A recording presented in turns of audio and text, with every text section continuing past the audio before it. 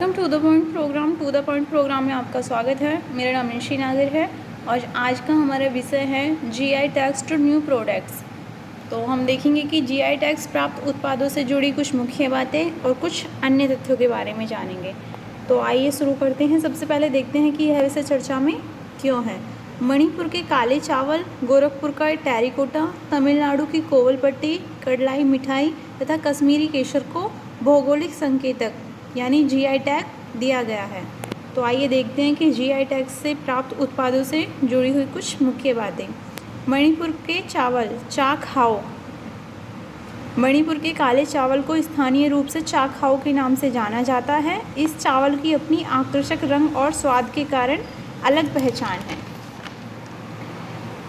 चाकहाओ चावल का उपयोग परंपरागत चिकित्सा द्वारा दवाइयों के रूप में किया जाता है। रेशेदार भूसी की परत यानी फाइबर और कच्ची फाइबर की सामग्री की उपस्थिति के कारण इस चावल को पकने में 40 से 50 मिनट का समय लगता है।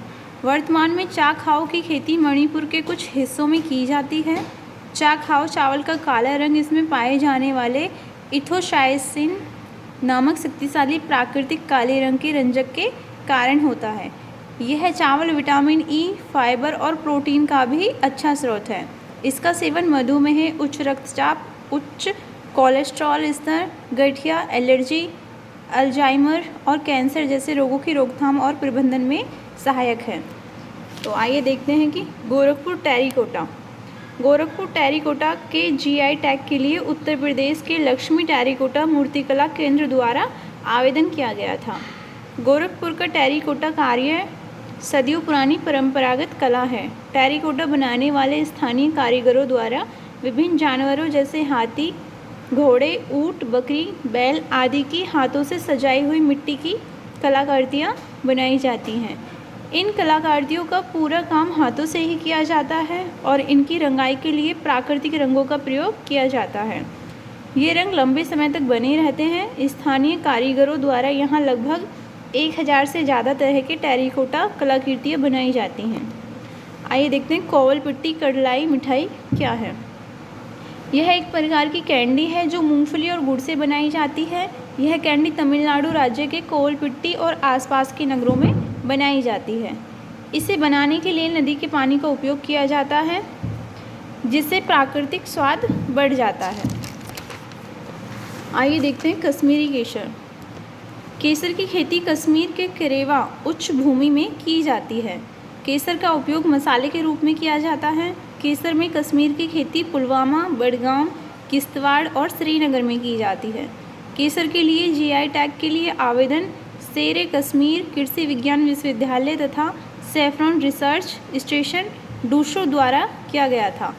कश्मीरी केसर एक कीमती उत्पाद है जिसका उपयोग कॉस्मेटिक और औषधि के रूप में किया जाता है।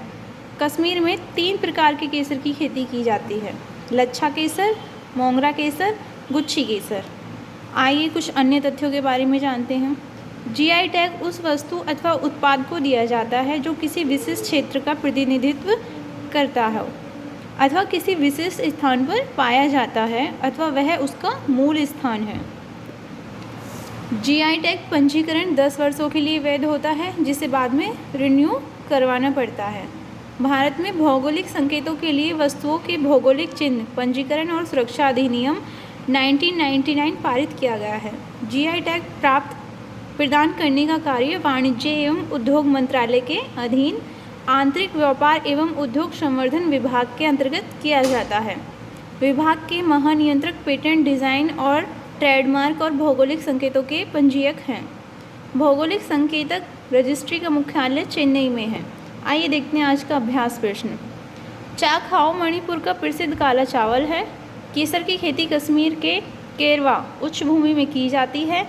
केरल राज्य कोवलपट्टी कड़लाई मिठाई के लिए प्रसिद्ध है। केवल एक और दो, केवल 2 और 3 या उपरोक्त सभी। तो इसका सही आंसर है 1 और 2 दोनों। Thank you so much.